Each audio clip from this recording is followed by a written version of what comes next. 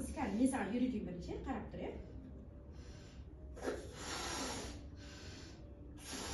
Енді қара, мен саған бұл сабақта негізінде біз иллюстраторлық бағытты қолданамыз, әдіс. Бұл әдістің түрлері көп негізінде.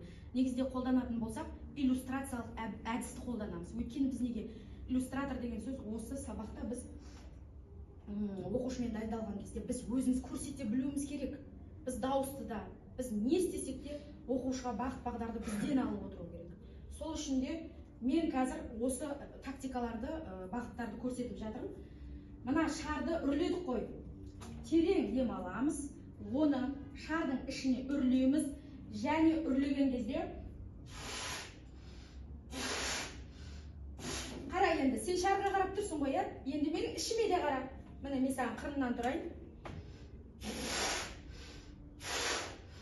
Көрдің ба? Мен терең мұрынмен алдымда ішімде шарик болды, жел, Мына ішім шықты шамалы. Соны мен іштегі желді резкі шардың ішіне үрлеп тұрмын. Енді шарды біз мынаны қазір біз жібергенде саған қандай ауа соғады?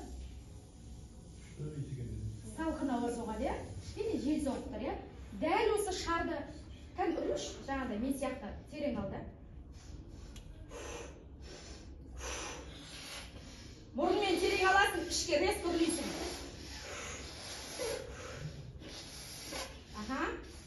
Мына көрдің ба?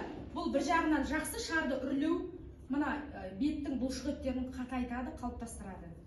Екіншіден, мынаны үрлеген кезде үрледің ғой, енді мына желді шығарамыз жаймен. Енді бұл тағы бір бағыт. Ішке аламыз, мына шарды ұстап тұрсың, мына ішінде жел тұр, Мынау сенің ішіңдегі жел деп өзіңе ойлайсың, Енді осыны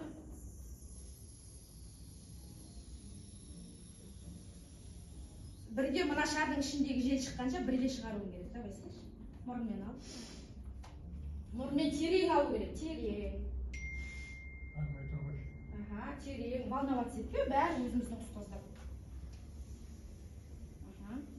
Жаймен, терең шығарамыз, Міне, мынадан да шығарып жатсың, көріп тұрсың ғой, сезіп тұрсың ғой.